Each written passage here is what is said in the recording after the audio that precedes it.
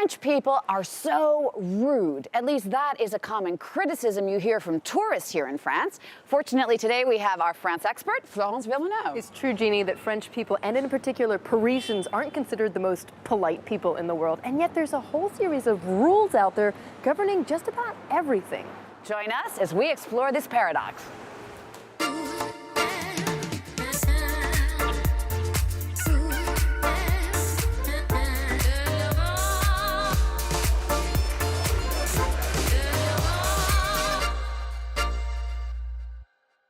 Hi everyone, welcome to French Connections. Now you might be familiar with our usual weekly show. This is a brand new extended version. That's right, Jeannie. We're going to take you behind the scenes and explore a particularity in France. And today we're going to focus on French etiquette because it's fascinating, Jeannie. There's this reputation that French people, and in particular Parisians, are very rude. But the truth of the matter is they're obsessed with etiquette and behaving the right way, savoir vivre. There's a right way to behave, the French way, and a wrong way just about every other way. Now, in a perfect French world, there is a set of unsaid rules that governs even the most mundane things, from talking on a telephone to how to behave in public transportation. And hint, hint, you shouldn't speak too loudly, and same goes for a restaurant. And of course, when it comes to greeting people, the French are very particular.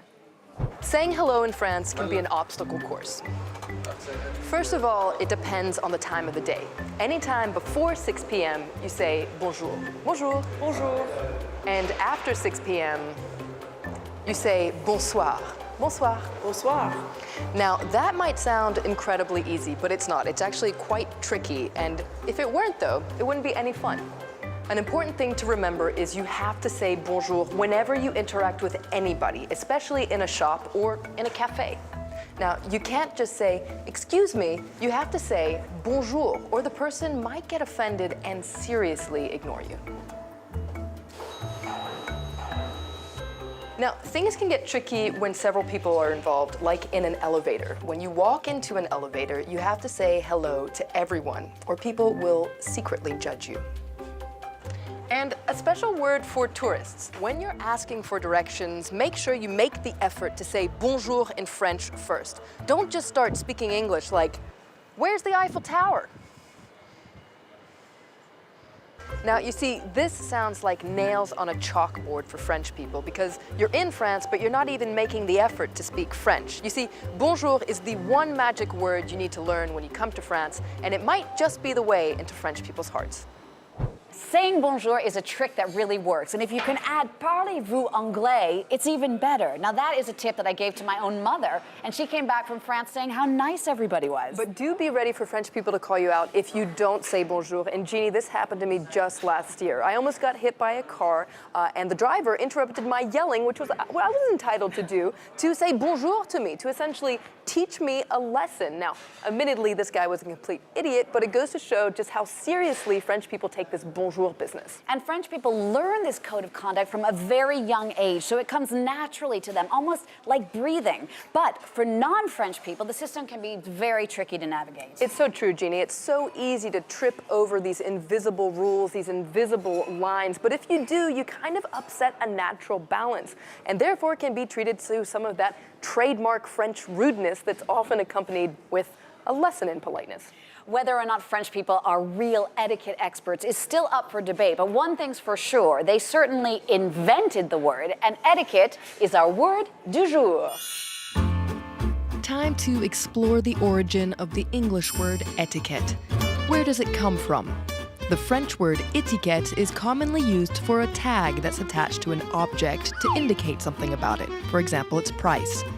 It comes from the Old French word estiquette, a word for label, ticket. So how did it come to mean the conventional requirements of social behavior? Well, linguists believe it happened at the French royal court. Small cards were written with instructions for how to conduct oneself properly.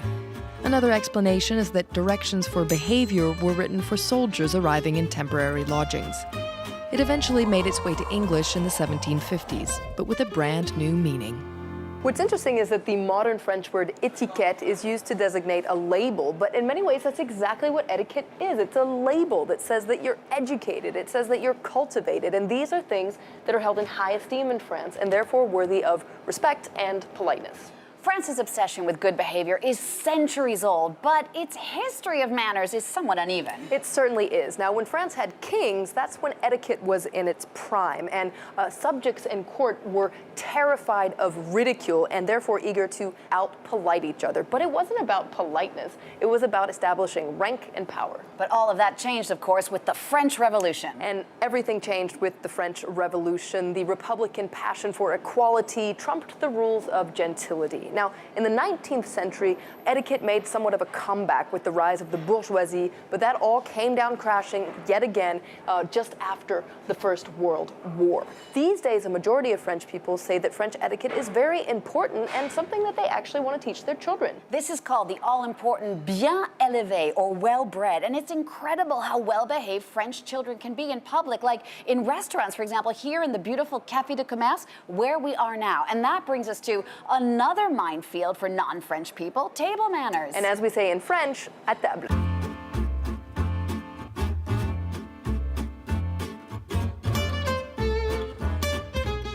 Now, Jeannie, there are some universal rules, like you don't put your elbows on the table, you don't chew with your mouth open, you don't pick your teeth, you don't push your food with your hands. But there are some French particularities. And you got some expert dinner party advice. Take a look.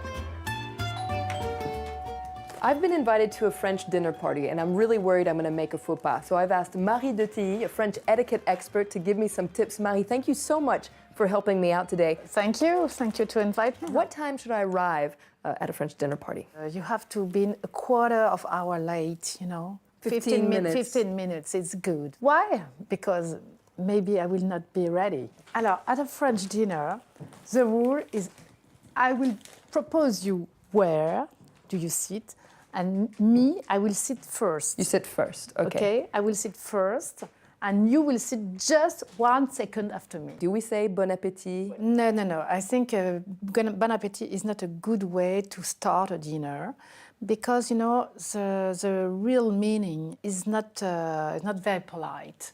Is please, you are here to eat a lot. What do you do with your hands at a French dinner? The hands are each side of the table. In England, you are on your knees. In France, each side of the table. When you are a woman, you can put your You can put your elbows. Your elbows very nicely. Okay. Why? To show your rings.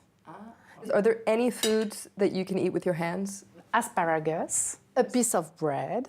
Each time, use your fork. It's much more polite. When in doubt, use the fork. With mussels, with caviar, with foie gras, with what you want, with shrimps, forks. Bread is very important in France. Of course. It's very important. Yes. You put the whole baguette on the table? No, of course. And you can cut some pieces of bread and you ask for bread in a little basket. What about wine? Wine is another very important thing in France. Yes. I think here there's a mistake. There's a mistake. The big glass is for water. Okay. Okay? So it's on the left. On the left. And the little one is for the red wine. Is there a special way to hold the wine glass? Yes, there's a special way because, you know, you're not in wine tasting. So you don't hold it by the foot or by this part, but only by the base of the vase. Do you cheers? No. You don't, you know, do chin. Because I hope that the glasses are in crystal. But you can do that with friends, of course. Okay. And you look at the person in the eye each time. It's lucky. And cheese, of course, big, another institution. Yes. Tell me a little bit about the rules of eating cheese at a French dinner party. You have to serve one time and not a second. That's the only dish that the hostess has not done herself. You cut the cheese and you put it, but you don't spread it. How do you leave the table? So, to leave the table, you have to wait for the signal of the hostess. She will get up the first. Few minutes later, you get up. Okay. And you will have the coffee or the tisane in the living room. And you thank You know, you thank the hostess. Thank you, Marie Detilly, for all your tips. I feel like now I have everything I need to know to behave properly. I hope, you know. I'll remember to get some rings. Now, Jeannie, I hope you were paying attention because I have a pop quiz for you. How do French people eat this? Where I come from, the United States, we would just pick it up with our hands and eat it like this. Wrong, Jeannie. In France, you have to eat it with a knife and a fork. You eat everything with a knife and fork, including pizza and shrimp. Now, I did know about shrimp because after years of practice, I personally can now take the shell off a shrimp using a fork and a knife, so it can be done. In any event, I know I'm not the only one who finds all of these French manners confusing. Many of you actually wrote in with your questions to Flo as well. That's right. Many of you had questions about French etiquette. For instance, Deline Vale-Sigard. She wanted to know about talking to strangers. Is this something that French people do? Well, not a majority of French people, and particularly in Paris and in the north of France. It's a little different in the south of France where people are warmer, but most people think that talking to strangers is nosy, and so they just don't do it. There was another question from Kimberly Thomason. She wanted to know why it takes 30 minutes to say hello to everyone and have a little discussion at the beginning of the day. Now, Kimberly, in my opinion, this isn't so much true for when you greet people, but it's certainly true for when you say goodbye to people. You have to say goodbye to each and every person that's in the room that you've been interacting with. I don't know if I agree with you, Flo. I find saying hello in this country so confusing. There's the handshaking, there's the kissing, la bise as it's called here. But don't worry, we'll get to all of that in an upcoming French Connections. And keep in mind that the French being French, they love to break their own rules. But they know how to do it, so if you're gonna break the rules, just know what you're doing. Well, that wraps it up for this extended edition of French Connections. Thanks so much for watching. Don't forget, if you have any other questions about France or the French, you can write to Flo at Flo Villemaneau. We'll see you next time for French Connections.